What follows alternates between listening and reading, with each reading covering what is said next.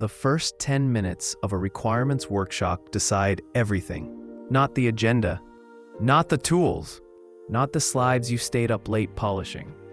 The first 10 minutes. If you lose the room early, you don't get it back. You chase it for hours.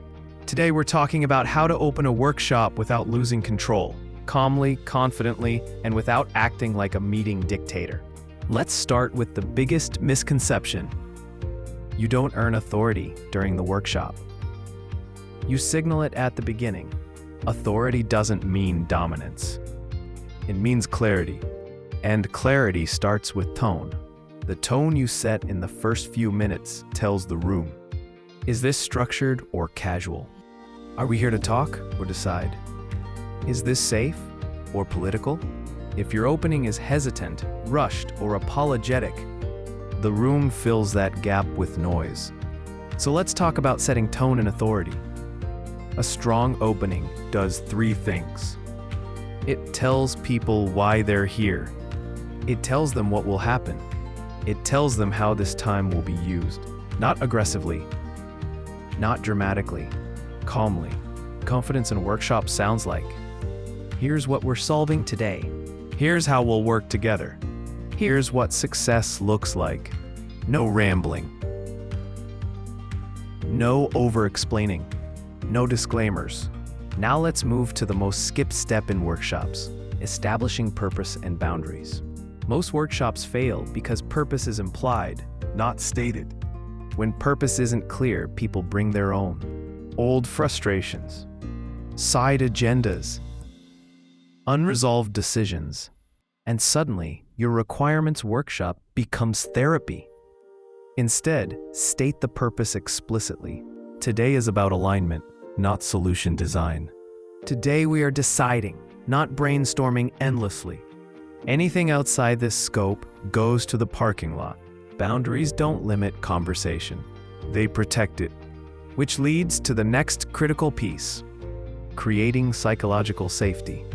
This is not about being soft. It's about being intentional.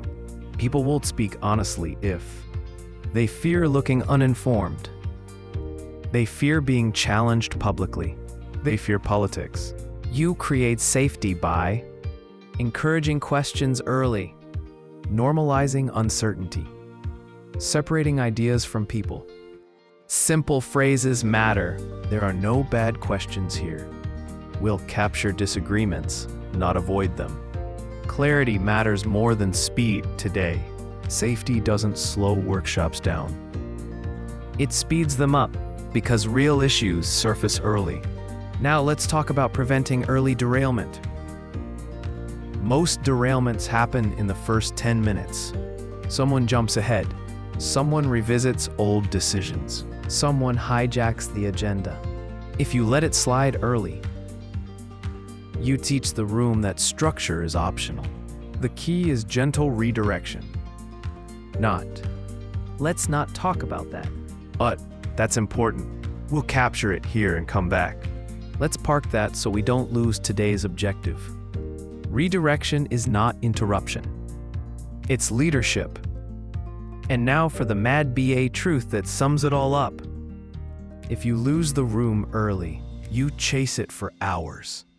But if you set tone calmly, state purpose clearly, establish boundaries early, create psychological safety, redirect gently but consistently, the workshop doesn't fight you. It follows you. The first 10 minutes aren't about content. They're about control without force. And once you master that, everything else gets easier. Next time, we'll talk about what happens when everyone talks.